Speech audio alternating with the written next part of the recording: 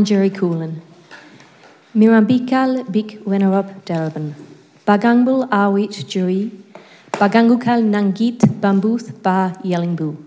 I acknowledge the Wurundjeri people who are the custodians of the land on which Darebin Council stands and pay my respects to elders past and present. Brings us to item number 1, membership. Membership is as listed in the agenda. Apologies. Councillor Mir is on an approved leave of absence. And item number 3, disclosures of conflicts of interest. Councillor Messina. Madam Mayor, I have a disclosure for item number 8.6, aged care assessment services Commonwealth consultation. Thank you, Councillor Messina. Are there any further conflicts of interest? No. Item 4. Welcome to everyone. Welcome councillors, staff and to our community, both here and in the gallery and watching online. Before we begin tonight, I want to set out my expectations in regard to our behaviour and to remind councillors of our obligations under our Code of Conduct. At Darebin, we pride ourselves on being a progressive and contemporary council. In the interests of demonstrating exemplary leadership, I have high expectations that we will all be professional in our conduct throughout the evening and respectful in our debate. It is important for both councillors and the community to remember that our council chamber is both a workplace and a public space, and we have an obligation to ensure that the working environment and public forums are safe for everyone, both emotionally as well as physically. I want to be clear, I will not tolerate any form of personal acrimony or insult, grandstanding or yelling, nor will I put up with talking over the top of one another, any use of unreasonable or impolite language or interjections from the gallery. Councillors, we have a lot to get through tonight, and as always, I expect that you will direct any questions or comments that you have through me as the Chair.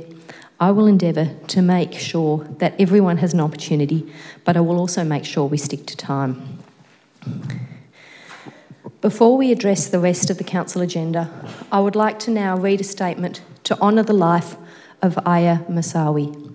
I'd also like to thank Councillor Newton for her assistance in finding these words on this difficult occasion. The Darebin Council and community was deeply saddened by the terrible death of Aya Masawi in January. We extend our deep and heartfelt condolences to Aya's family, friends and community. We recognise the outpouring of grief, deep sadness and support from the local community. It is our strong belief that everyone who lives, works, studies and visits Darebin, including international students, must be safe from violence and free from fear. We deplore and condemn violence against women in all its forms. We commit to continuing Council's active work on violence prevention and community safely. We acknowledge and thank the emergency services, including Victoria Police, La Trobe University, community members who organised and attended vigils, and council staff, who all performed critical and difficult work in recent weeks. We will continue to work collaboratively with the police, La Trobe University and Public Transport Victoria to respond to this tragedy. We welcome any opportunity to help plan a permanent memorial celebrating Aya's life as guided by her family's wishes. Aya's family describes her as full of energy, with a loving and happy personality, a remarkable young woman with a sense of adventure who laughed often with joy of life. We honour Aya Masawi and we will not forget her. Let us now stand for a minute's silence.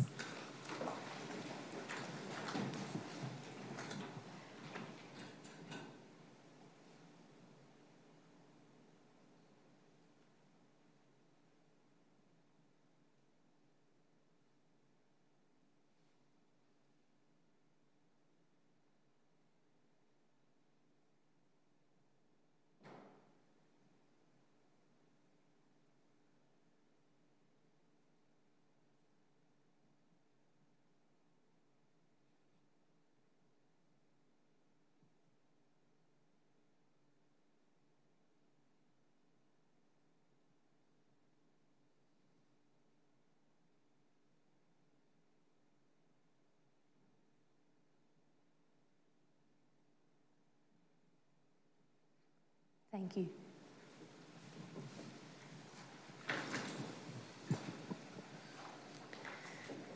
Returning to the agenda, item 5 is confirmation of the minutes from the previous meeting.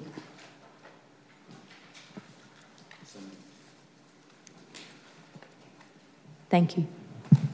Moved by Councillor McCarthy, seconded by Councillor Lesurf. Thank you. All those in favour? Against? That motion is carried. And I apologise, I've had some confusion with the numbering. That was item 4. So we're now at item 5, which is question and submission time. I've received 2 questions. The first question is from Anne Laver. Would you like to read out your question? Thanks. Mayor Rennie and councillors and CEO and staff. My first question tonight is, Bunnings have nearly completed construction of a new store along Darebin Road near Grange Road in Fairfield. The store is set to open in March. However, there appears to be no arrangement or changes to Darebin Road to allow vehicles to enter or exit safely and to still ensure the traffic flow. Darebin Road is designed to allow cars travelling straight to only be in the left line going towards Ivanhoe, whilst cars coming from into Grange Road to the Eastern Freeway must be in the right lane. So, and vice versa when you're coming out. So there's no way that cars can exit or enter without holding up the traffic on both sides. So there's been no signs, no entry or exit sort of ways being arranged at this time. So my question is, in addition, I was going to say the multi-sport stadium is going to be built at the same place, so it's going to cause a major traffic flow and problem. So I want to know, my question is, will the council please urgently take steps to increase the lanes and implement a traffic management plan for Darebin Road before the end of June?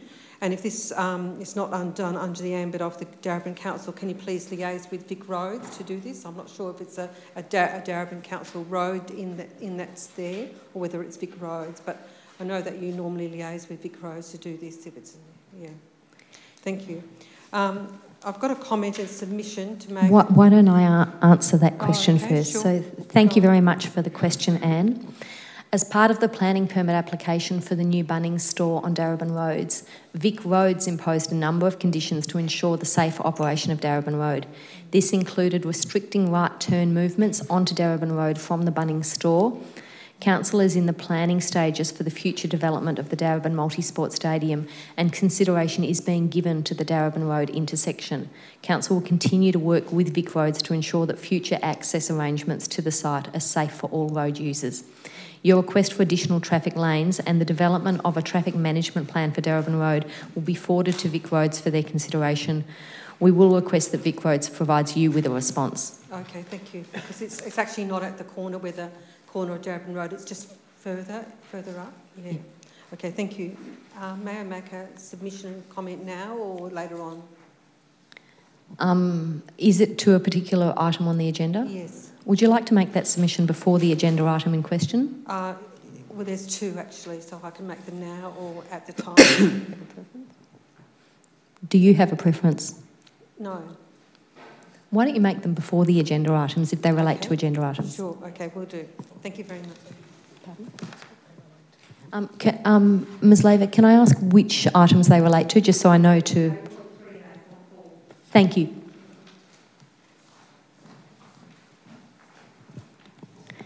The next question that was received prior to the meeting is from Serena O'Malley. Serena, would you like to come up and read your question, please? Thank you, Mayor and councillors.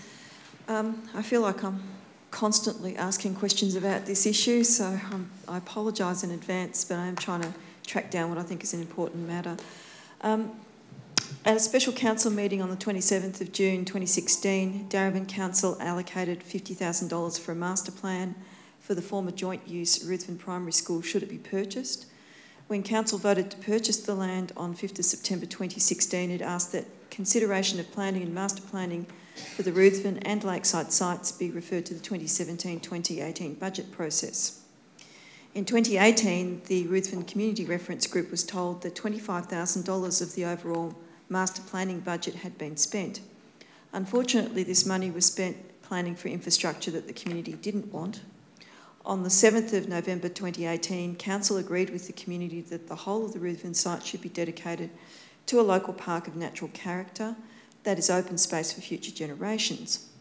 A relieved CRG turned its attention to planning a new park, only to be informed that the remaining $25,000 of master planning money was returned to Council's central revenue at the instigation of the CEO and is no longer available for the task to which it was allocated.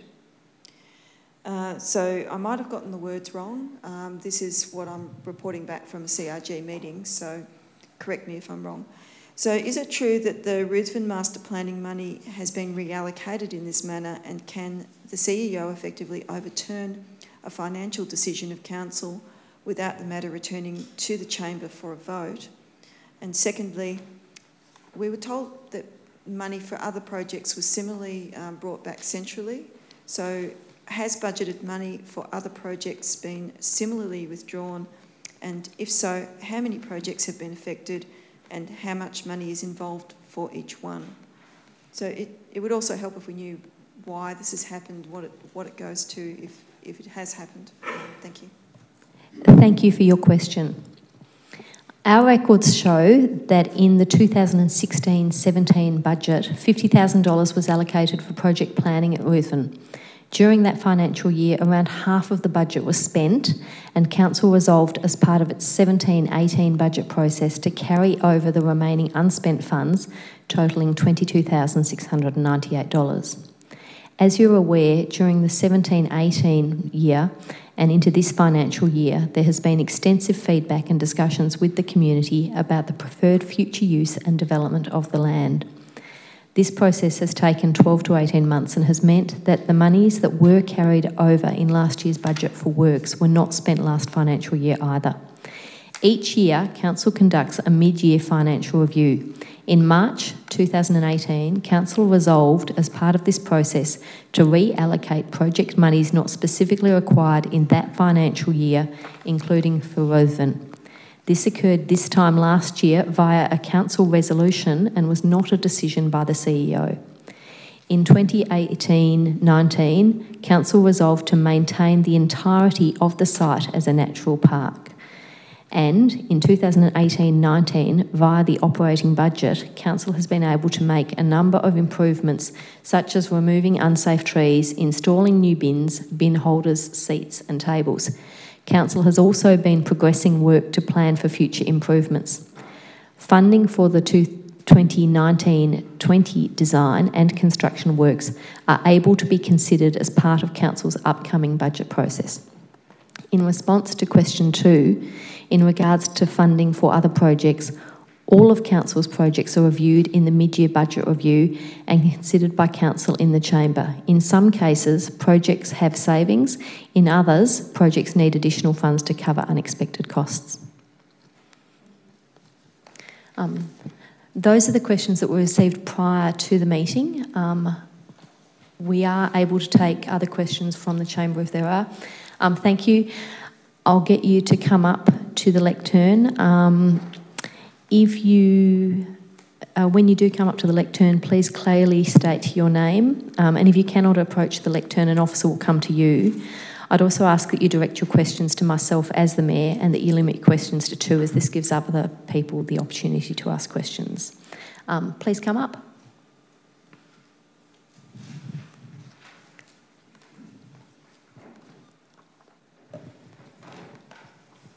Good evening. My name is Rose Nequitol. I'm a resident in Thornbury, and I have some concerns about demolition and asbestos exposure in our community. I have fairly good knowledge about asbestos. I delivered asbestos removal and awareness training for 7 years, and it appears to me in our community our buildings are being knocked down without prior asbestos removal. So that's my concern, exposure to the public as well as to the workers who will be on site after the demolition, because there will be asbestos dust present. I have received a copy and looked for a copy of the demolition permit or application on your website, and I was sent one by one of your staff. There's nothing on it that pertains to asbestos, and that concerns me greatly. It also concerns me that when I was questioned about what age the building was, and I mentioned it was about a 1980 building, I was told that there's probably not asbestos in there, which is quite incorrect. So I'm concerned we don't have enough asbestos awareness in our community for our workers, our tradespeople and our residents.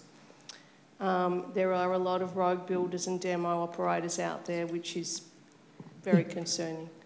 Thank you. Do you have a specific question, or was that a submission? I just wonder what we can do about that.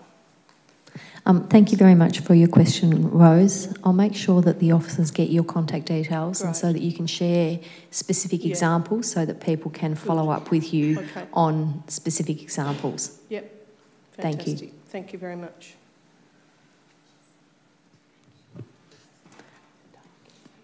Yes, thank you. There's another question. Please come down to the lectern.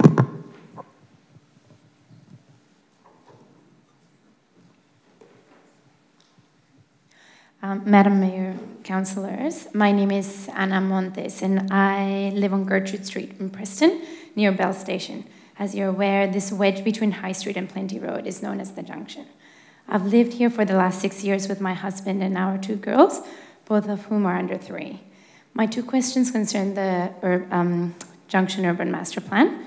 So we were very happy when we received notification from Council that the JUMP plan would be adopted from 2014 and became part of the community consultation group, meeting with Darebin's urban planners and supporting the median strips installed with safer respite areas for pedestrian crossings in High Street, along with the many trees and garden beds.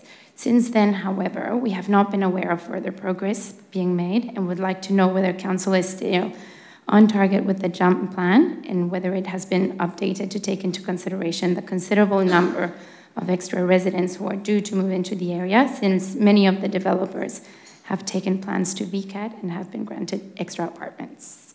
So that's one. Should I ask my second one as well? I'll just respond to that one. Thank you very much for that question, Anna. I do know that our officers are continuing to work on planning in that precinct, and if you leave your contact details, we'll make sure that someone gets a full response to inform you of exactly what's happening in that precinct. And the second question leads on from this. So we've seen that on page 26 of Darebin's draft open space strategy lists our section of the junction as having no park within 500 metres. So while also anticipating the largest increase in higher density housing, so of all of the precincts, with over 2,000 additional dwellings by 2028. We've also noted that each developer is required to make available a sum of money to council to be used to improve access to green space. Moreland City Council has recently committed to buying several old warehouses, which they intend to turn into green space. Could Darebin make a similar commitment to create more parkland and community space in the junction and help improve amenities for the influx of residents with this money? Thank you very much for that question, Anna. Did you make a submission to the open space strategy? Yes. Thank you so much for participating in that way. Council will look at the full implementation of that strategy, which does make that commitment. Another thing that you may be interested in is the development of the level crossing removal program is actually going to result potentially in significant amounts of open space in that precinct. So we'll keep you informed of what's happening, and I'm very pleased that you made a submission. Thank you. Thank you. I've got a couple more questions, but you're almost down, so why don't you continue on? Yep. Thank you. Good evening, Mayor Rennie and councillors. My name is Anna Cosgrave, and my husband and I live in Esther Street in the Junction as well. My questions concern specifically the trees that have been planted along the median strips in High Street and the associated garden beds which have been planted along High Street where it intersects with the numerous side roads in the junction. Since planting took place, 5 trees have been lost to vandalism, one on Adeline Street, one on the corner of Oakover and High Streets, and recently 3 in the median strip. On each occasion where the trees have been on the side streets, local residents have got together to try and pull trees upright and support them to give council a chance to get them sorted out. Apart from the recent 3, the time response from council has been disappointingly slow, which has meant that the trees have been lost. These trees have now been cut off at the ground level by council. My first question is, when will these trees now be replaced with suitable mature trees, and what steps will council take to protect these and the existing trees from deliberately being driven into and attacked by vandals? Anna, thank you very much for that question, and thank you so much to you and your neighbourhood for looking out for the trees that have been planted. It is obviously very disappointing when community members don't value trees as the asset that they are. In respect to the specific trees in question, I'll get the CEO to look into that situation and provide you with an answer in relation to timelines. Thank you. A second question, if I may. The garden beds that I referred to earlier are not being adequately maintained. Many of the plants have been stolen and not replaced. The beds have become receptacles for rubbish and are now inundated with weeds. There seems to be confusion as to who is responsible for maintaining the beds, whether it's council or the contractors who installed them. On several occasions, we have noticed work parties raking over the beds, picking up some of the rubbish and failing to remove the weeds, all in a very haphazard fashion while talking on mobile phones for much of the time. Could council please make it clear who is responsible for the replacement of plants and the general maintenance of the garden beds so that they can add to rather than detract from the amenity of the area? Thank you also for that question. Once again, it is disappointing when the community doesn't value the planting that occurs. I will get the CEO to look into those garden beds and the maintenance requirements for them. Fabulous. Thank you very much. Yes, there. And I'm sorry if I don't get to you in the order in which you've raised your hands, but I will get to everybody, so there will be plenty of opportunity. Good evening, Mayor Rennie and all the councillors, and thank you very much for taking my question. My name is Nikki Passaportis and I live in Gertrude Street in the junction. My question concerns the closed-off slip road on the southern corner of the intersection of High Street and Oakover Road. My husband and I moved to the junction in 2015 and soon thereafter saw the installation of the pop-up park on the corner of High Street and Oakover Road. We so appreciated the efforts of the council in this regard that we volunteered to water the trees there twice a week over the holiday period, and while doing so received a lot of positive feedback from passers-by, many of whom stopped for a chat. With this in mind, we approached council to see whether the slip road could remain closed while further community consultation took place.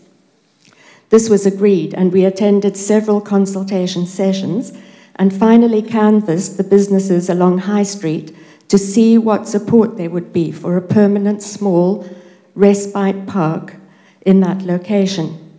We then presented a petition to council that the area should be made into a permanent respite park and safe pedestrian crossing point. Council voted in support of this, and the plans were letterbox dropped to the community in 2017. Since then, we have seen no progress, and the corner has become an eyesore, displeasing to the many pedestrians who would welcome a shady, safe respite along that very open section of High Street, with clear markings around right-of-way, and also to the motorists who use that intersection. My question is, could council please give us a timeline on when the work will be started and the expected date of completion? Thank you very much for that question, Nikki. I'm going to ask Ms. Olivier if you're able to provide any update now or whether we take that on notice. Mayor Rennie, I'm sorry, I will have to take that on notice. Okay.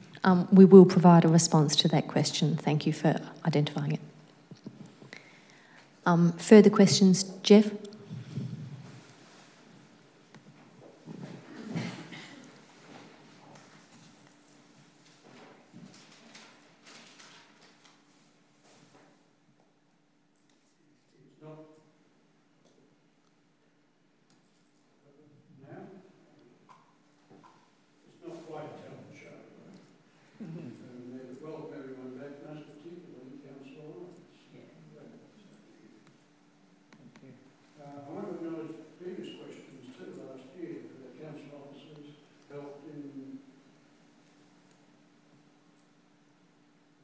Council officers help in dealing with parking and issues in streets nearby.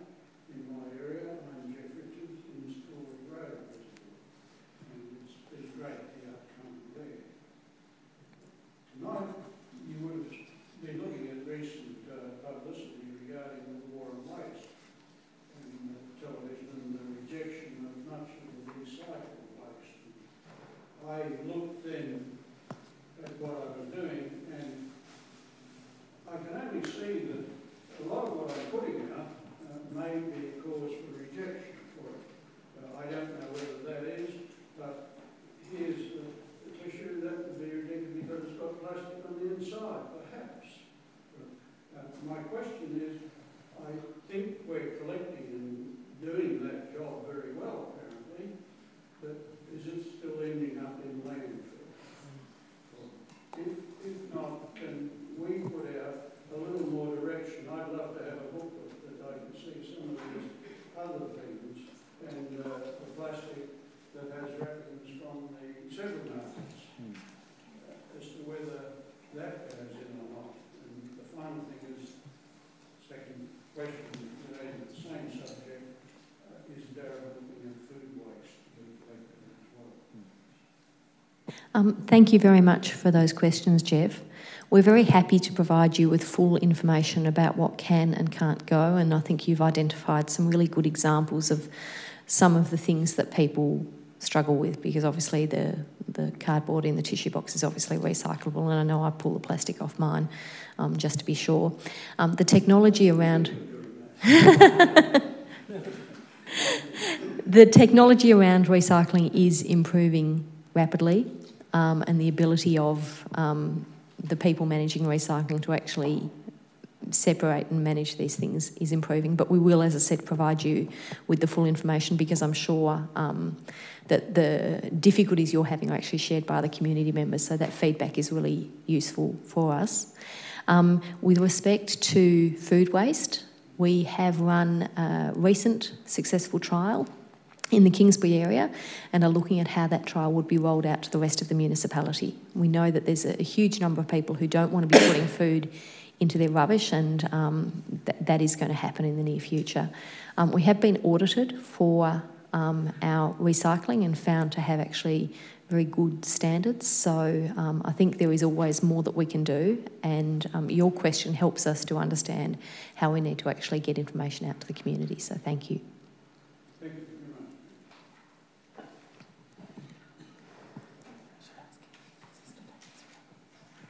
Would you like us to look after the rubbish for you? We'll make sure. The CEO will deal with it and she'll make sure it gets in the right place. Thank you. Further questions? Are there any further questions from the chamber?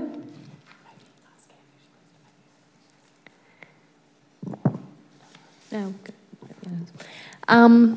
There being no further questions, we'll move into item 6 on the agenda, which is petitions. I believe there are a couple of petitions.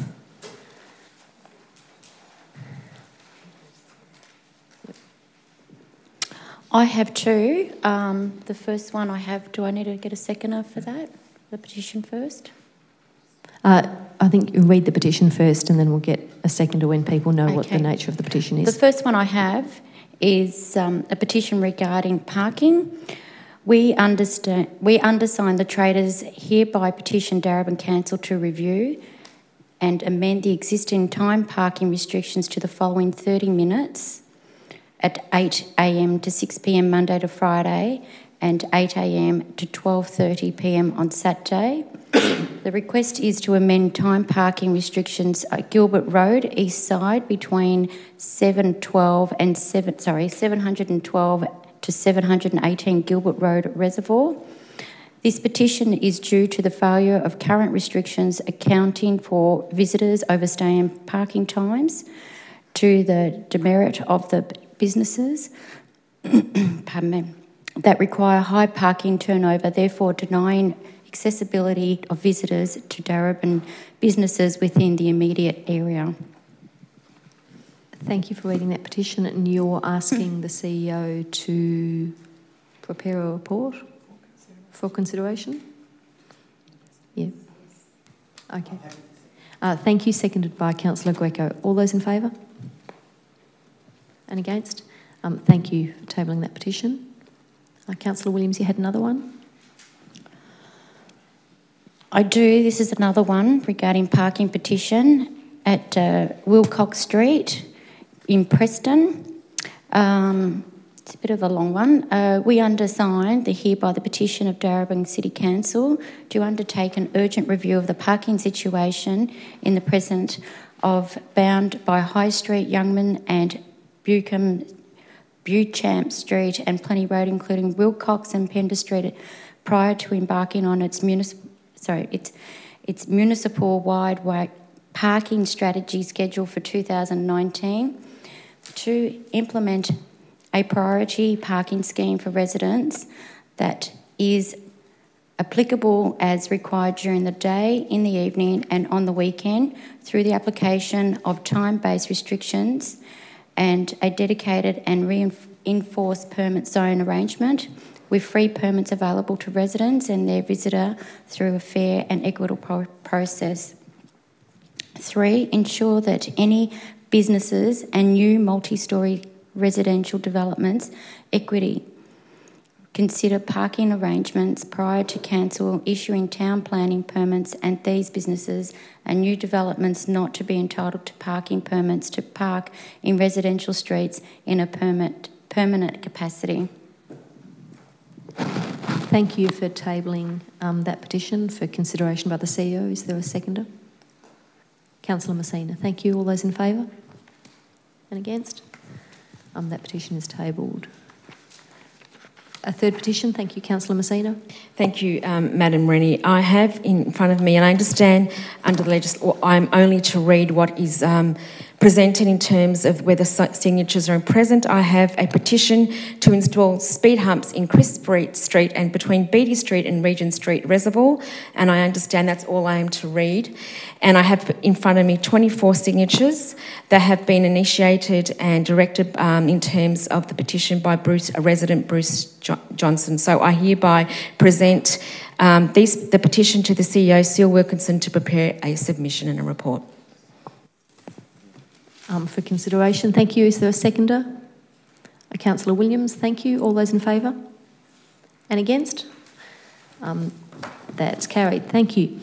That brings us to urgent business. There is no urgent business, so we'll move now to item 8 on the agenda, consideration of reports. 8.1, the Solar Saver Progress and Special Charge Scheme. So moved. Councillor McCarthy, thank you. Is there a seconder? Councillor Surf. Councillor McCarthy. Thank you, Mayor. First of all, I'd like to acknowledge that this is one of those items which is, of course, the Solar Saver Scheme, which is an absolute joy to move and to speak to, but one which I think the passion for which is shared in this chamber. And in this case, we are declaring a special charge scheme for the latest round of the Solar Savers program, which not only continues to grow from success to success, but in many ways has really stimulated a much broader conversation at both the state and even at the federal level about how you can do large-scale solar rollout. And we just have to see the commitment that was made by the Andrews government in the lead-up to the election to a significant contribution to solar and has since, in fact, interfaced with our own Solar Savers program. In this case, we have the next tranche of Solar Savers as part of our commitment this term to put solar on 4,000 rooftops, both residential and business. And in this case, there are 126 households who we are approving this evening, should this be supported, to be the next part of the next tranche of the Solar Savers scheme. These 126 residents are part of a much larger number who have received quotations. These residents will not only benefit from the Solar Savers scheme as Council has set up, which enables them to save money on their bills and therefore reduce not only their emissions but their electricity costs through the installation of their solar, but they'll also benefit from the state government's 50% rebate, which council officers have very skillfully negotiated to have access to very recently as well with the state government. So that's a fantastic outcome for our Solar Saver households. In total, these residents will be generating 748 kilowatts of solar energy, which is a fantastic outcome. It's in fact double the previous amount of solar produced by previous incarnations of the Solar Savers program. So that is also a terrific outcome as well. Much bigger systems, a much larger impact on our energy bottom line. And I'd also like to highlight, Mayor, that 1,872 tonnes of CO2 will actually be taken out, which is a significant impact once again. We are looking forward to further uptake of Solar Savers throughout this year, and obviously with the new scheme introduced by the state government, it actually makes the whole process even more attractive for residents. So we welcome that support that we've managed to leverage in that regard. I'd just also highlight that in relation to this, the contribution that this actually makes to our overall target is also considerable, and we are looking to increase solar uptake by from 18,000 kilowatt hours to 36,000 kilowatt hours. So every bit helps. We're moving with each program closer and closer to that target. So I'd thank the officers for their work and congratulate those residents to signing up. Thank you, Councillor McCarthy. Councillor Lasserf. I don't have much to add, but just to pick up on the last point that Councillor McCarthy was going to, is this is a part of our climate emergency plan, and we do have the target to move from 18 megawatts to 36 megawatts. And I'm really pleased that in the report we have now, we're on track to meet that target. People thought we were a bit crazy at the time, but we are now 46% of the way there in doubling solar generation right here in Darebin. So I think that's an incredible achievement already, and we know that there is a whole lot more households and businesses who have quotations or who are waiting to get quotations, so that we can continue on that to meet that target. The other thing that I'd just like to touch on quickly is that the Solar Saver program does give preference to low-income households and priority households. So that includes members, low-income households, pensioners, renters, social housing tenants, and members of our diverse community. So I just wanted to pick up those points. Thanks. Thank you, Councillor Lasserf. Are there any other speakers? No, Councillor Lawrence. Madam Mayor, just a quick question. Have we got an identification of any of the commercial properties in Reservoir in that list? Is your microphone on? No. Have we got an identification of commercial properties in Reservoir in that list? I'd have to take that on notice.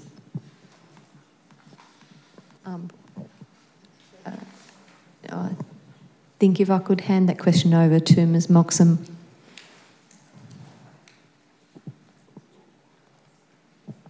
Through you, Mayor Rennie. The list is for residents only, does not include commercial businesses. This year, however, we are moving to develop a commercial program for both small businesses and large businesses, and we expect to bring those reports through to Council later on this year. Thank you for that information. Thank you very much. Any further speakers? No, there being none, I'll put that to the vote. All those in favour? And against? That motion is carried. Before we move to item 8.2, I'll just note that the local law now stipulates that the Mayor be addressed as Mayor Rennie, not Madam Mayor. So for members both of the audience and of the chamber, that's just a reminder that Mayor Rennie is the correct way to address the Chair.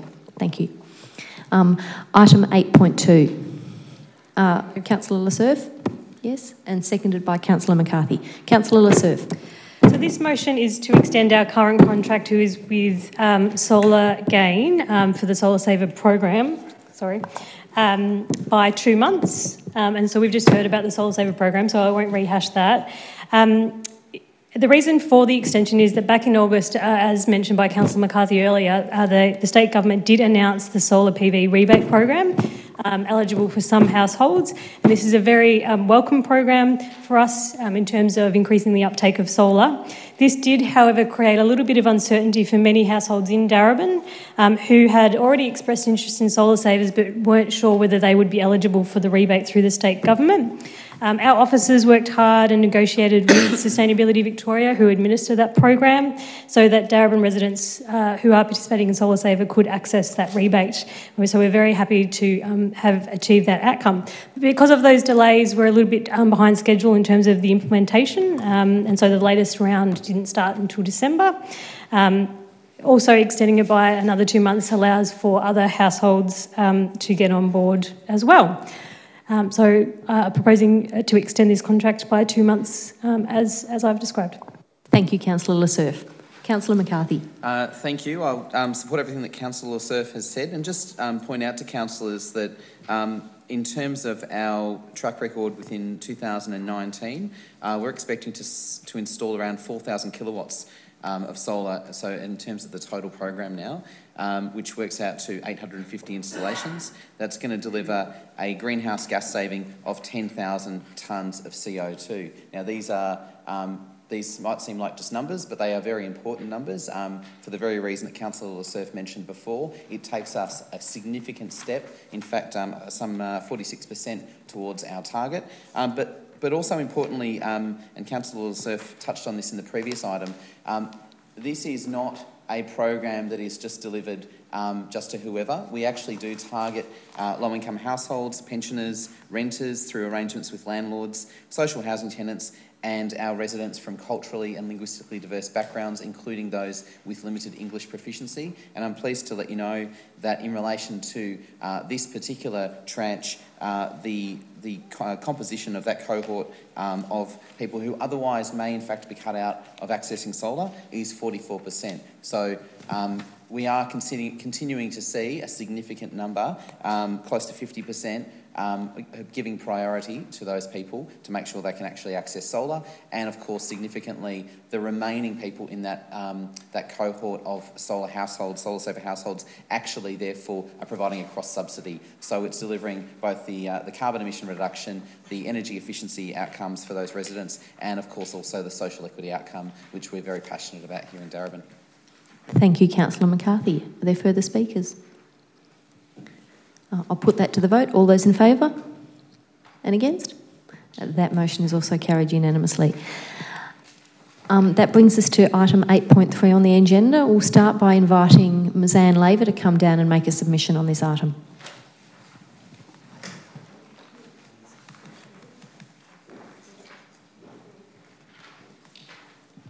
Hello, Mayor Rennie, this is Anne Laver.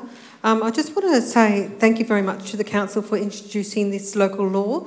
We have been campaigning for this for some time, for protection of trees on private property, and the community are really glad that the Council are doing this.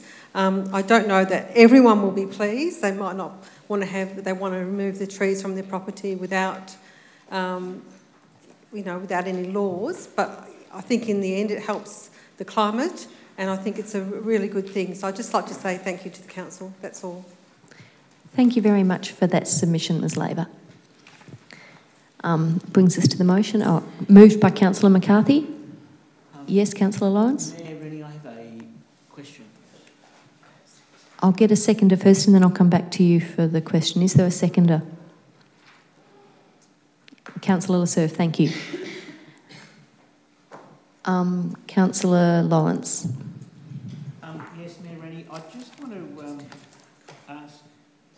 just want to ask a quick question on this to get some clarification on the exemption which is mentioned, and the exemption on this laws regards if there's a danger posed by the tree.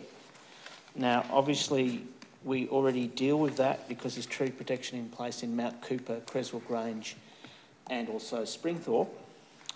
But I just wanted to get from the officers, are we going to streamline or improve on the current notification on dangerous trees, or is this a duplication of the existing policy for those northeast corners?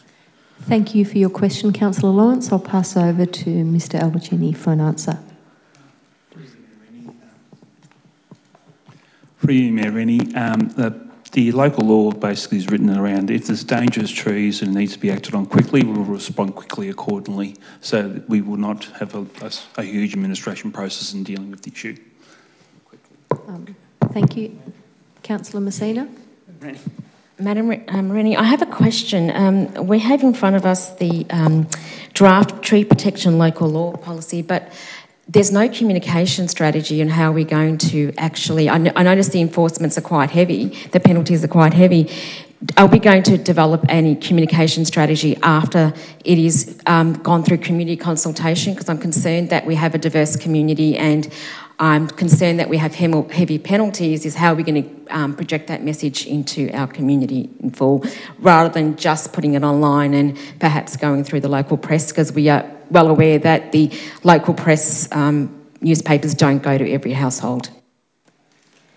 I'll ask for a response from Mr Albertini, but also note that on the agenda on page 40 it says that a communication plan has been developed to advise the community of the proposed local law, its application and implications, and this includes an FAQ sheet at Appendix D and media releases. But please, if there's anything further. For you, Mayor Rennie, yes, we have got a communication plan ready to roll out once Council makes a decision. Thank you. I'll come back now to Councillor McCarthy.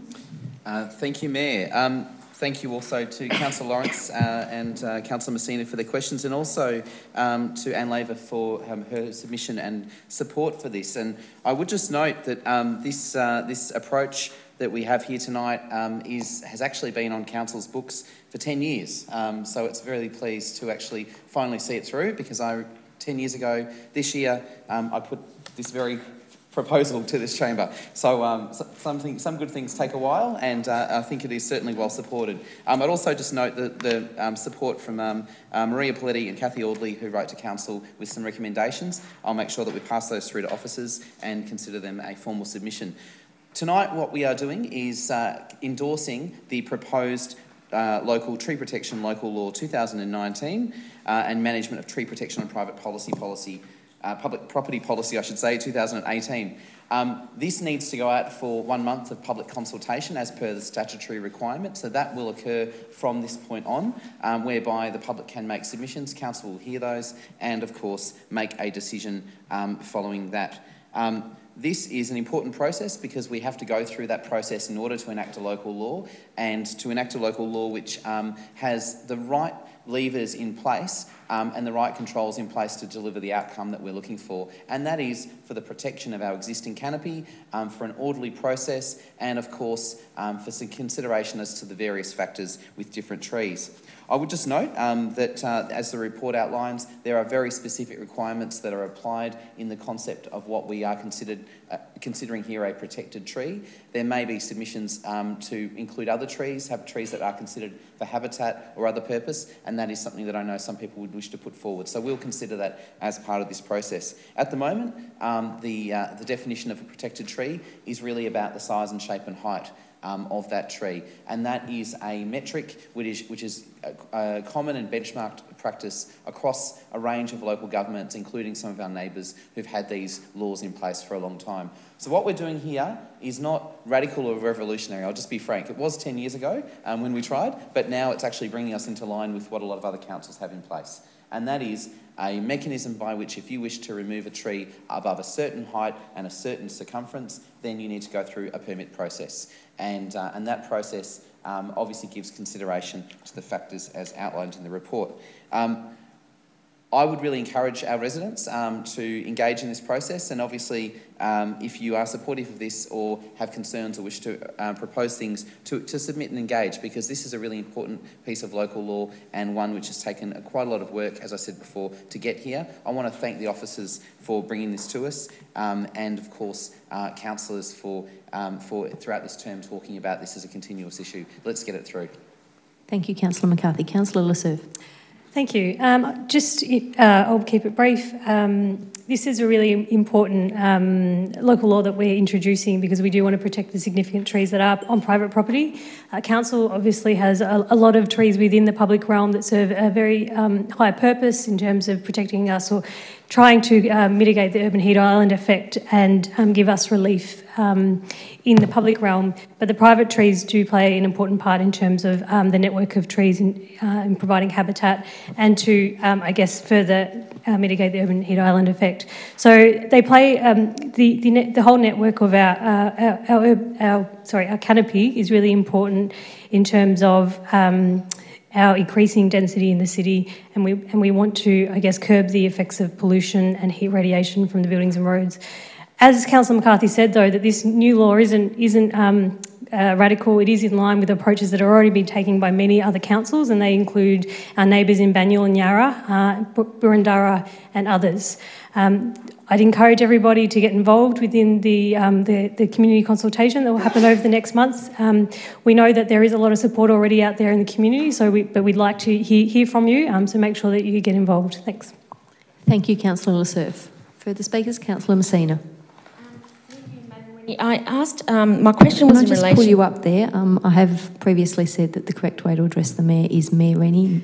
Sorry. Mayor Rennie, can I go back to my original question in relation to a communication strategy? I noticed the question in relation to the local law. It talks about public notices and intention to make the local law is given to the government gazetted and placed in the Age with a copy of the advertisement, also placed in the Preston and Northcote Leader newspapers. That does not talk about a communication strategy. So back to my original question, what processes are we going to undertake to ensure that the communication strategy is then followed through rather than the public notice itself?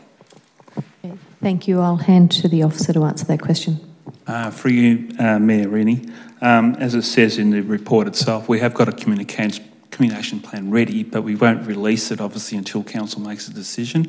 We have got a frequently asked question there to let people know, or to give in a general sense of what we plan to do, but there are media releases to be proposed as part of onwards. Yeah. Thank you. Councillor Lawrence. Mayor Rennie, I'd like to speak in favour of the motion. Thank you, please do.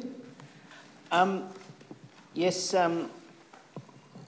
Mayor Rennie, I stand to support the motion, speak to the motion, and I should have brought a cake and 10 candles because Councillor McCarthy's reminded me that we sort of manned the barricades 10 years ago.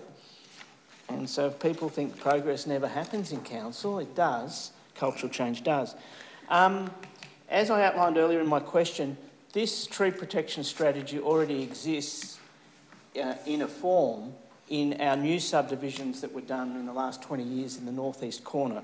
Mount Cooper with great huge river red gums, and then Creswell Grange and Springthorpe with actually the environmental change from the red gum forest to the box and yellow box and stringy bark forests of the Diamond Valley. So we actually have the two habitats of the Plenty Valley and Yarra Valley there. Now, because of that, and because of the previous asylum with significant exotic trees, we have the most detailed tree protection description through those three subdivisions. And previously, 10 years ago, as we embarked on the urban forest strategy, which links together three large parks of over 100 hectares of bushlands that surround us, the issue of preserving significant large trees inside the urban pattern was also raised by Councillor McCarthy and myself. At that time, it seemed to be a bridge too far, but it's here now. I think one thing we'll need to bring in a proper communication strategy. 10 seconds, Councillor Lawrence. Because the tree with circumference is mentioned there, but people don't know what that means. So we actually need to communicate. Yeah, that's time. Thank you. To understand it's not about their lemon trees. Thank you for that. Further, yes, Councillor Williams.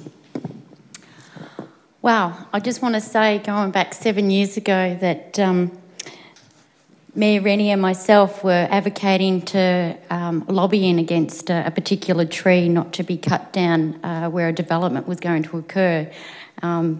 Just goes to show so many years ago, and then 6 years ago where I came on council, my fellow councillor McCarthy and myself were trying to put this process in place. So there's definitely 7 years of my hard work also. I want to say a big thank you to the officers, because I know the work that goes involved in such a process, and I think back then, I think it was only Yarra that only had this in place. So I feel like we're slowly getting there, because there's a few other councillors that our nearby municipalities that have this in place. So I'm very pleased to actually see this now come to fruition, and let's hope that we get more of these lovely reports that come through. That obviously sometimes some things just take some time. Thank you, Councillor Williams. Councillor Newton. Thank you, Mayor Rennie.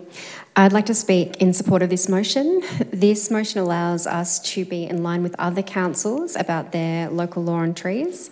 And I just want to highlight one particular part of the report that says an examination of aerial photographs in a section of reservoir indicate a loss of more than 50% of the tree canopy over a 10-year period. So that's the reason why we're putting this forward now. We can't lose any more trees. And I really look forward to this going ahead. Thank you. Thank you, Councillor Newton. Councillor Messina.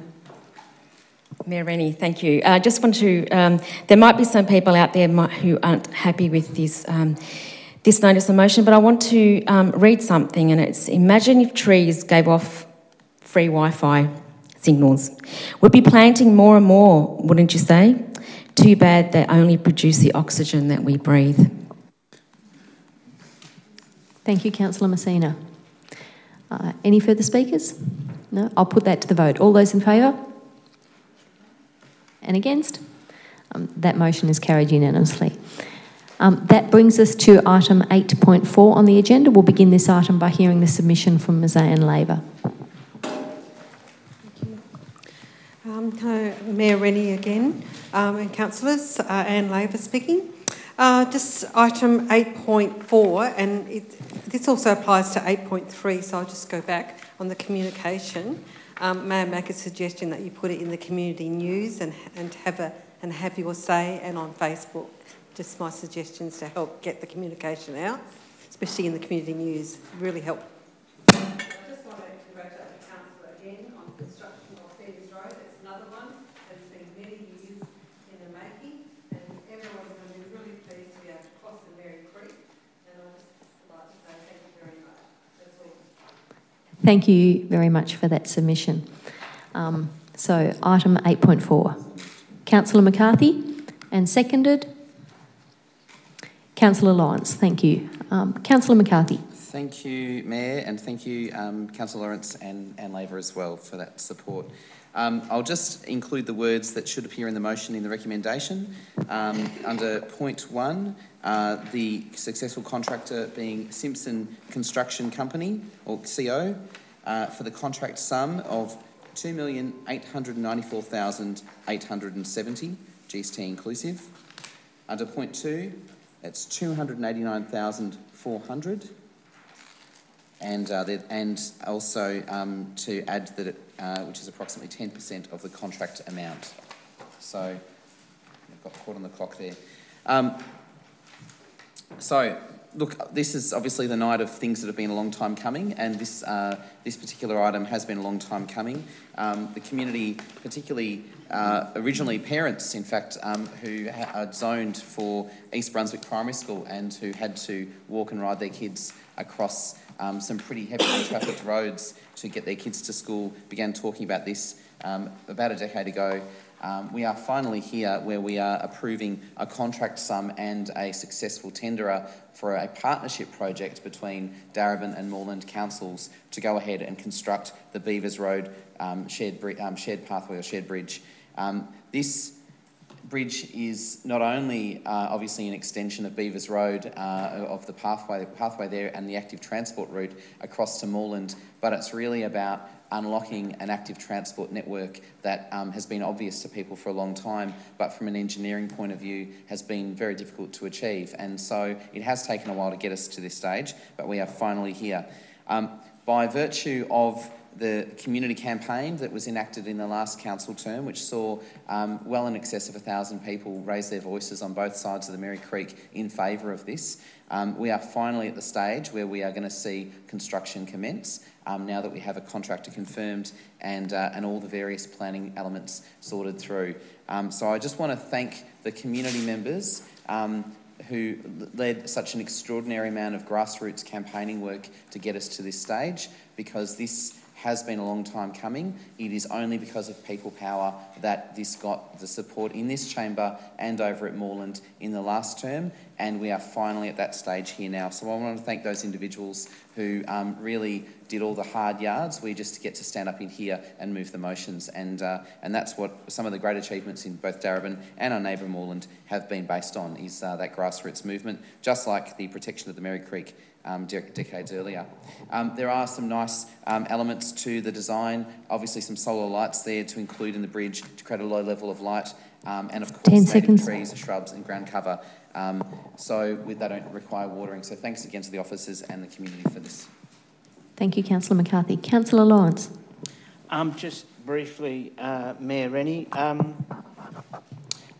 I'd just say it is really important that we do get these pedestrian bridges up, along with also T Street in Kingsbury and Reservoir, because they really strategically open up open space for people. And as is mentioned, this is actually an active route to a primary school from our community that is zoned for that area, so it is there. So we're very blessed with these urban creekways, but we do need to put our heads together, and I met with the community members on this when it was first came up, and Rucker Ward councillors, to get these projects up. They are sometimes new and don't fit in the boxes that we had in terms of bridges and drains and roads, but our community is out using these corridors. They are pedestrian corridors on Darebin Creek and Merry Creek, and this is welcome infrastructure, and it doesn't come cheap because there is a very difficult slope involved. Thank you very much, Councillor Lawrence. Are there further speakers? There being none, I'll put that to the vote. All those in favour? And against? That motion is carried. Thank you. That brings us to item 8.5 on the agenda, Welcoming Cities Reference Group. Councillor Lasserf. Thank you. And Councillor Newton. Thank you. Welcoming Cities aims to support local councils to become more welcoming and inclusive, particularly for newly arrived community members, through the application of a new Australian standard which they've developed. As a part of... Councillor, sorry, can I just get you to add the name so we know what motion you're speaking to? Sorry, yes.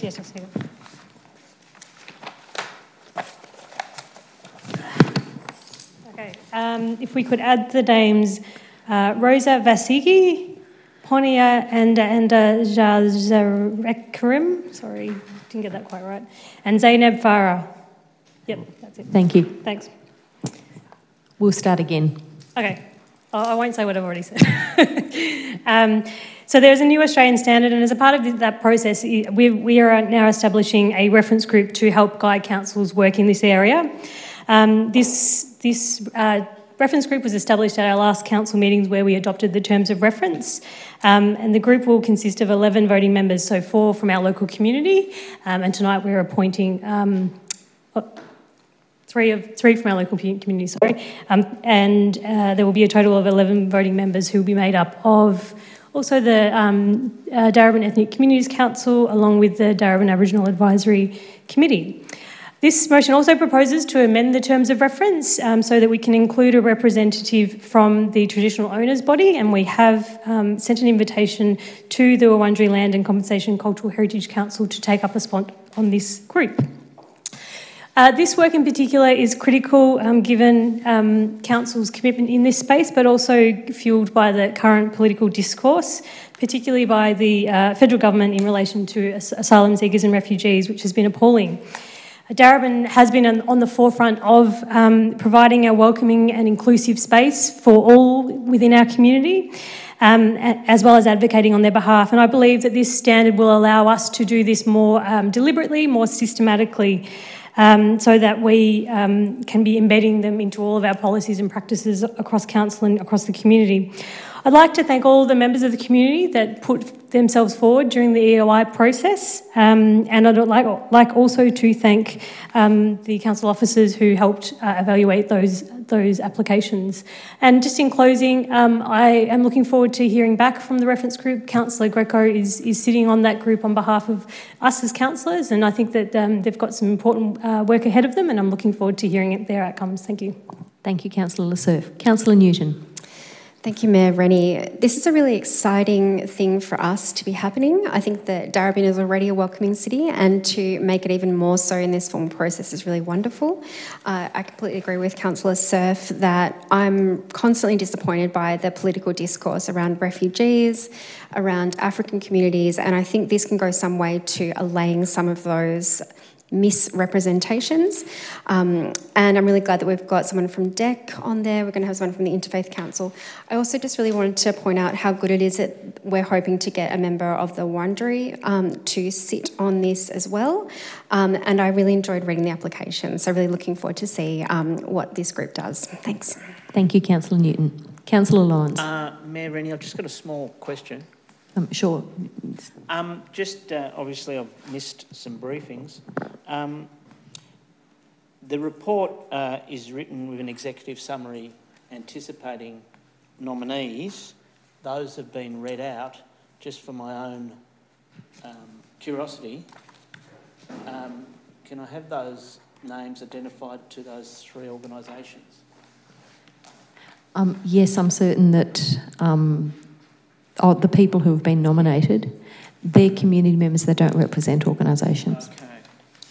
There are some organisational positions available which have gone to DEC and to the Interfaith Council and to the Darebin Aboriginal Advisory Council. So the reference committee is made up of both a mixture of community members and representatives of other relevant groups. Okay, so just a supplementary question for my sake as a decision maker here. I've got a paragraph that says nominations are expected soon. So have those nominations, through you, Mayor Rennie, to the officers, so have those nominations been now received from those three organisations? I'll pass that to Ms Henderson or Ms Bathgate to provide an answer. Madam Mayor. Just get the mic.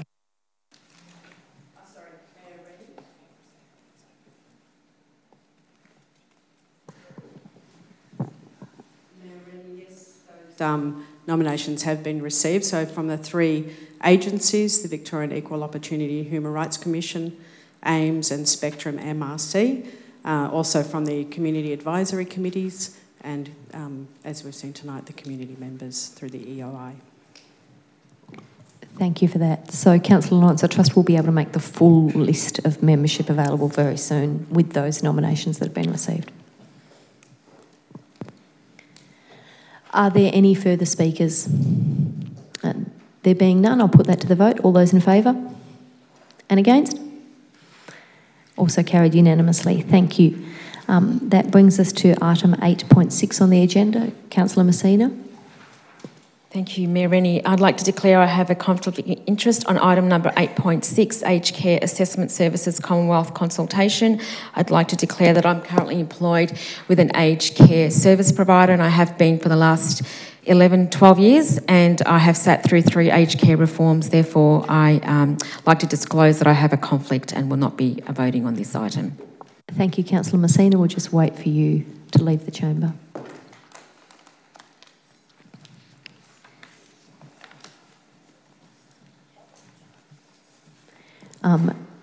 And Councillor Newton, moving the item. Thank you. Councillor Lawrence, is that to second it? Mayor, I'd... So, Mary Rennie. I'd like to foreshadow an amendment to item B. Okay, I'll just get you to take a seat because the first thing I'll do is seek a seconder. Thank you, Councillor McCarthy. So I'm going to get the mover and the seconder to speak, and then we'll hear the amendment. Thank you, Mayor Rennie. So we have a growing ageing population in Darebin, and the changes happening to aged care at federal level is something that's of interest and also some concern to our Healthy and Active Ageing Board and also the wider community. We've been speaking to many residents during our review of aged care services, and what this motion does is it gives our staff authorisation to make a submission to the Australian Government Department of Health discussion paper Streamlined Consumer Assessment for Aged Care. So what comes through really strongly for me in this proposal, this motion, is the need for local knowledge and the need for our older residents to know that people care about them. And I think that we can make a really, really valuable contribution to this submission.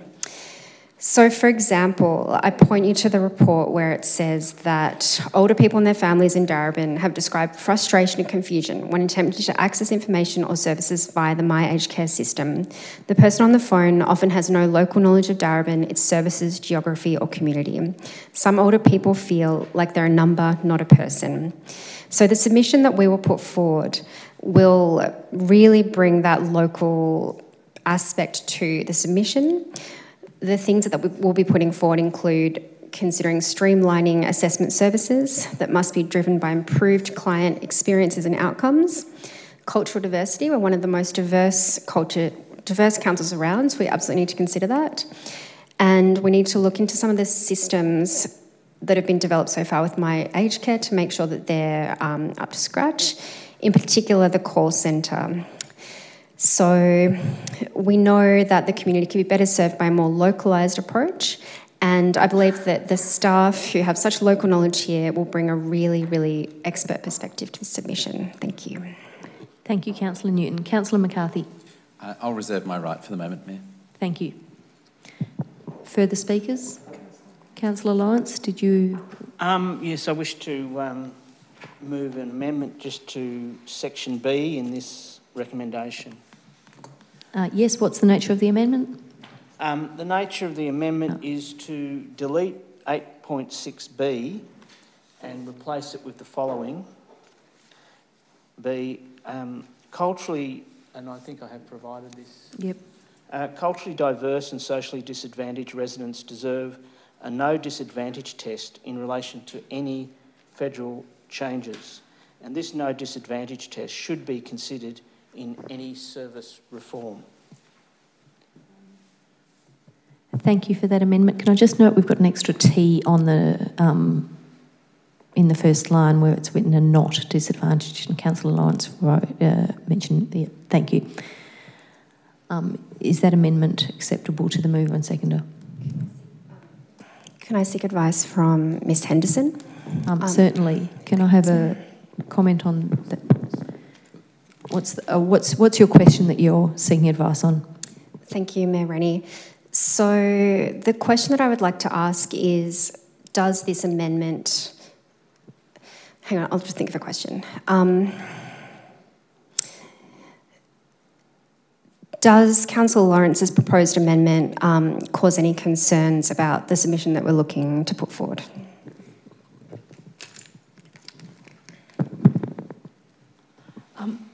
Through you, Mayor Rennie, of course, anything that Council resolves tonight can be put in the submission, no question.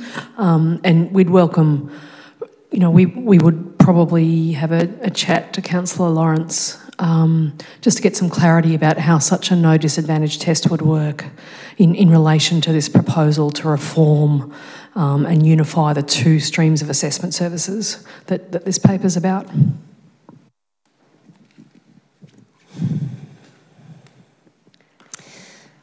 Yes. Thank you, Mayor Rennie. I wouldn't accept that at this time because I don't think that I feel like I know enough about that to support it. Thank you. So that hasn't been accepted. Is there a seconder for Councillor Lawrence's amendment. Councillor Greco, thank you, Councillor Greco. We'll now debate that amendment. So, Councillor Lawrence. Yes, Madam Mayor. Mayor Rennie. How many, Madam Mayor? Mayor Rennie, how much time have I got on this? You've got 3 minutes. And I've got to really pack in 3 years of social justice education for this chamber. That's a bit hard. No, you have 3 minutes to speak to your motion. Please use your 3 minutes to speak to it. Okay. Yeah, amendment. Fundamentally, we've seen wave upon wave of deregulation and neoliberal reform in this country for 20 years. It's failed and there's a global revolt against it.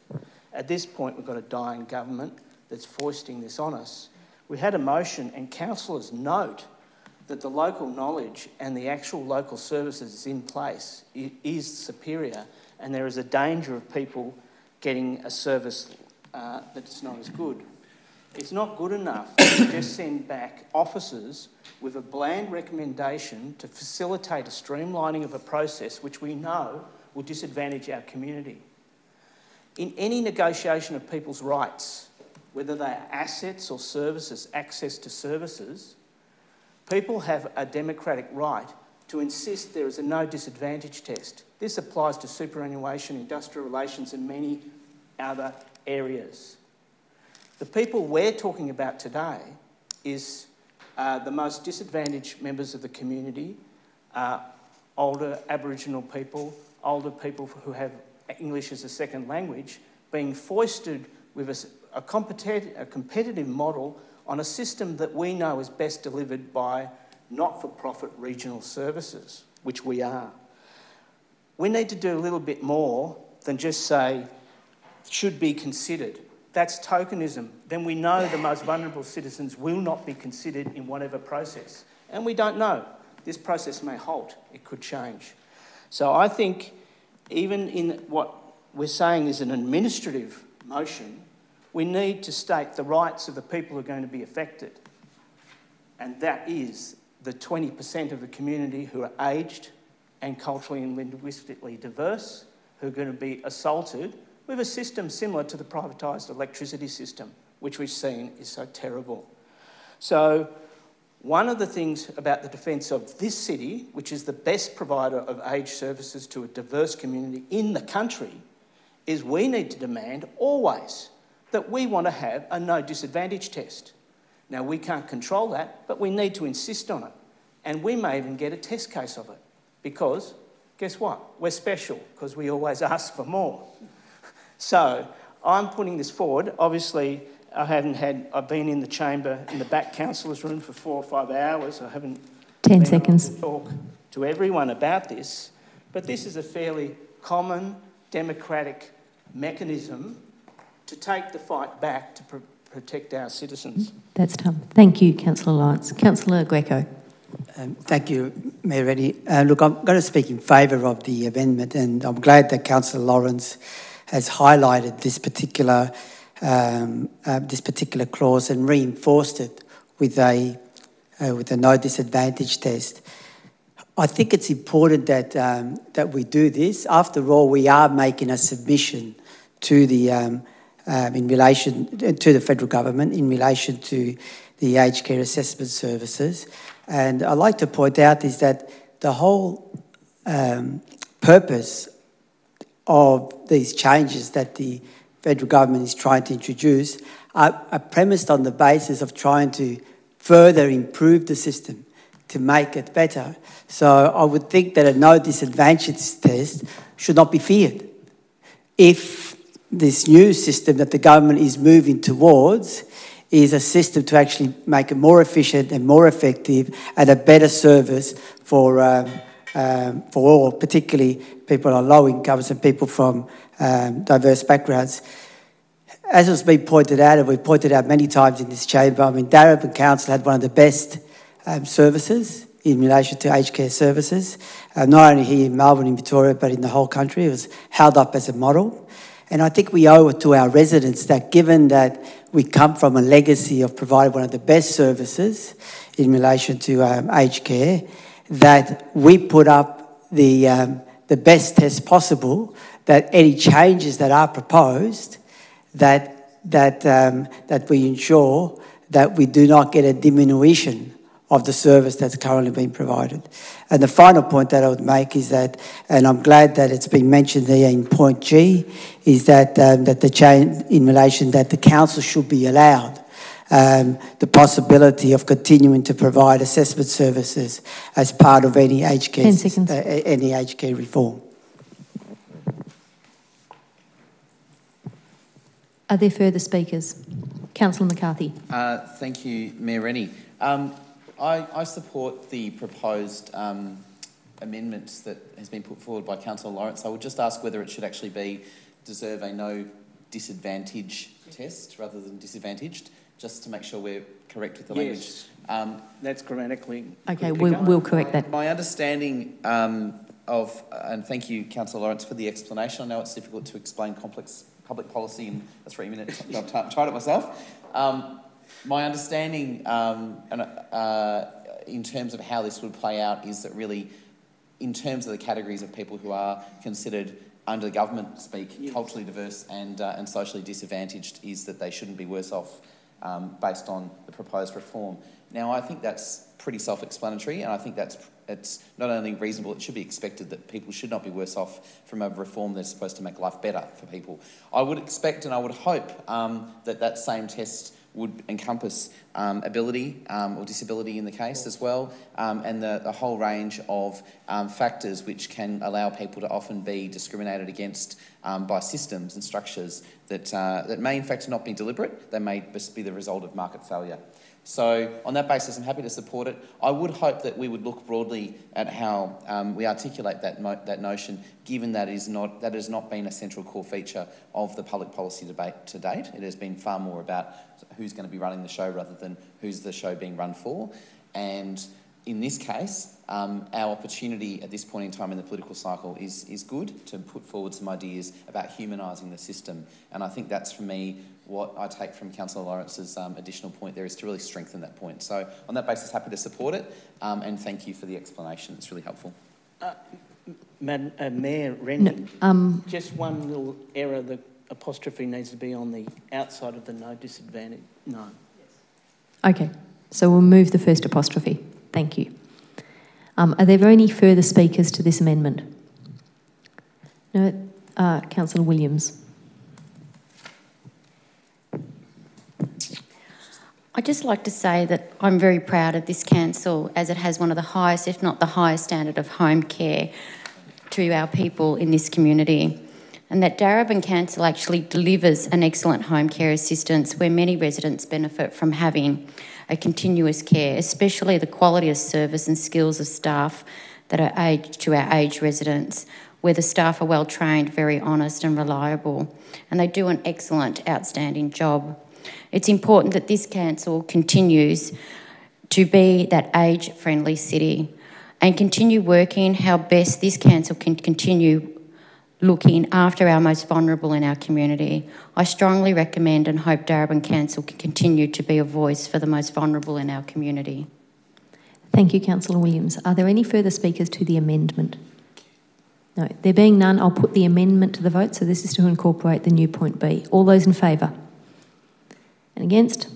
That amendment is carried and this becomes the substantive motion. So we'll return to the motion, and we've heard from Councillor Newton. Thank you. Are there any further speakers to this motion? Councillor McCarthy, there are no other speakers. You reserved a right. Would you like to speak to the motion? Just briefly, I really appreciate the way in which we've looked at this matter, and I understand that there is always a natural tension in terms of trying to put forward a submission that gives us enough room to move, given the timeframes that we're dealing with.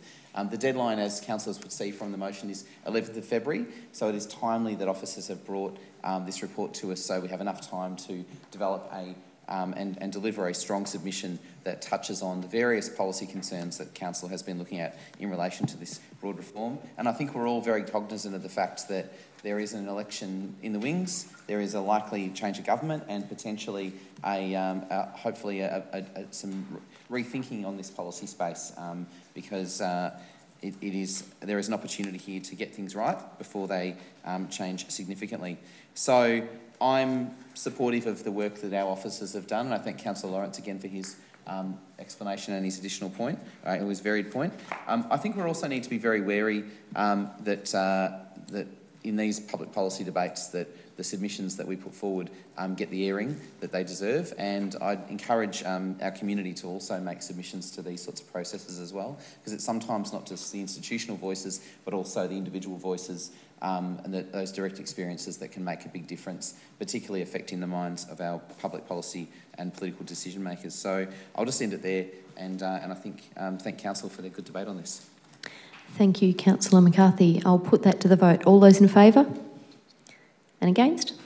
That motion is carried. If we could get Councillor Messina back in the room.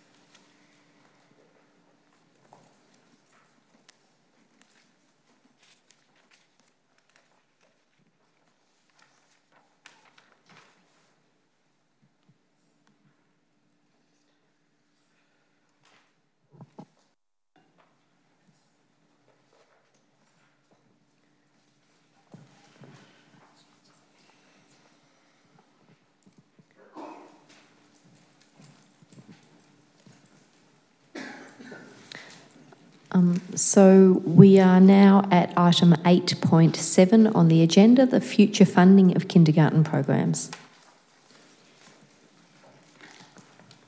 Happy move. Councillor Messina, thank you. Is there a seconder? I'll second. Councillor Lawrence, thank you. Councillor Messina. Thank you, Mayor Rennie. Oops, okay. Through you, Mayor Rennie, I'm happy and delighted actually to move the officer's recommendations that endorses the I Love Kinder program campaign, engaging in campaign activities which generate visual public support for the ongoing of kindergarten funding. Note that in December 2019, the current federal funding for 15 hours of kindergarten for 4 years age is due to expire with no ongoing commitment from the federal government. The term kindergarten is derived from the German word which means garden for children. Kindergarten is a transition from the family home to a school environment. It is where the next generation develop communication, interpersonal skills and social skills. It is integral for our children to learn to develop the art of listening and understanding in a social environment. My children attended kindergarten 20 years plus ago. The integral component that they learn through those years is what they has seen as a gateway through to school and into adulthood. In fact, may I share with you that their kindergarten, my daughter is still in touch with her kindergarten's teacher through social media and also often catches up in Darebin herself with them. Kindergarten is a safe place and the first place where parents and family networks first come into contact by leaving a child behind for a few hours that it's outside the family home and the friend network, causing many tears for parents and children at the beginning. And let me tell you, I did share a few. However, it's a place for early childhood evolution that establishes their character, social learning, interaction. It fosters a platform for them to allow them to grow emotionally, physically and mentally. I welcome the campaign for ongoing funding for 4-year-old kinder and leave you with the words of Whitney Houston. I believe that children are our future and we... That's all, thank you. Thank you, Councillor Messina. Councillor Lawrence. Mayor Rennie, thank you. This report and action corresponds to a time which Councillor Messina hinted at is that we don't have a commitment on the ongoing funding of 4-year kinder, but from the current government.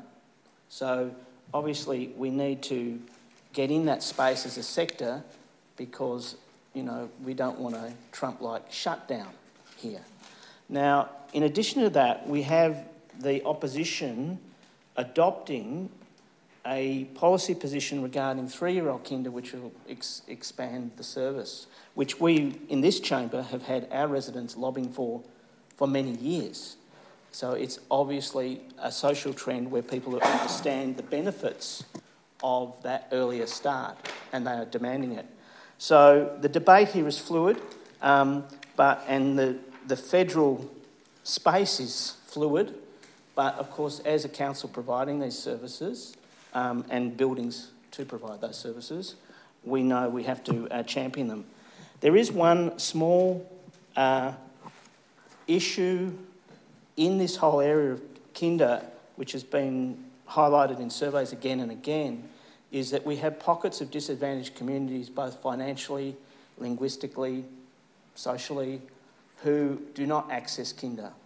And there's an awareness issue and it's a financial obstacle issue, and that we do have operating here in Darebin, which maybe doesn't exist in other places. So that, again, this campaign, even though not directed at that, any visual affirmation of the service being existing will help. 10 seconds. Obviously, we need to look at those obstacles in more detail. Thank you, Councillor Lawrence. Are there any further speakers? Councillor Greco.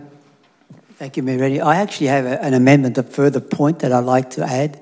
I've just handed it to the, here it comes. And basically, it's as it reads, just writing to our local federal members in relation to supporting the campaign.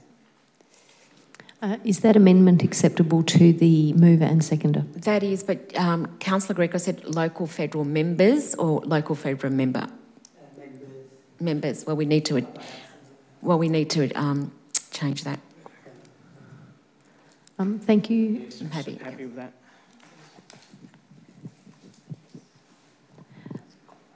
That's incorporated. Are there further speakers? There being none, I'll put that to the vote. All those in favour? That's fantastic. We love kinder unanimously. So that brings us to the end of the consideration of reports. So we're now at item 9, consideration of responses to petitions, notices, motion and general business. There are none. That brings us to item 10 on the agenda, notices of motion. 10.1, honouring Aya Masawi. Councillor Newton. Thank you, Mayor Rennie. I would like to withdraw this motion based on the words that you said at the start of the meeting, which I think is really sufficient to honour her. Thank you. Thank you, Councillor Newton. There were no other notices of motion, so that brings us to item 11 on the agenda, reports of standing committees.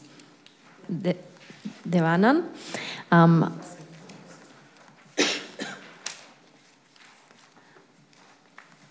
So that brings us to 12, record of assemblies of councillors held.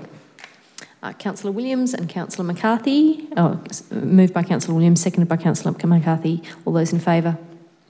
And against? That's carried. Reports by Mayor and councillors. Moved by Councillor Williams, seconded by Councillor Lesurf. All those in favour? And against? Consideration of reports considered confidential. There are none. So that brings us to the close of the meeting. Thank you to all members of the gallery. Have a good evening. So these